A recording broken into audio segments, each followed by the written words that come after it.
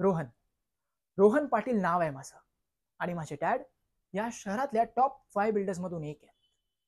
आणि जेव्हा पण या शहरातल्या टॉप 5 बिल्डर्सची वार्ता होते ना, माझे डॅड नंबर 1 पोझिशनवर येतात. नंबर 1. आणि मला माझ्या डॅडनी आजपर्यंत कुठल्याही गोष्टीत थांबवलं नाही. तर तू कोण आहेस मला थांबवणारी?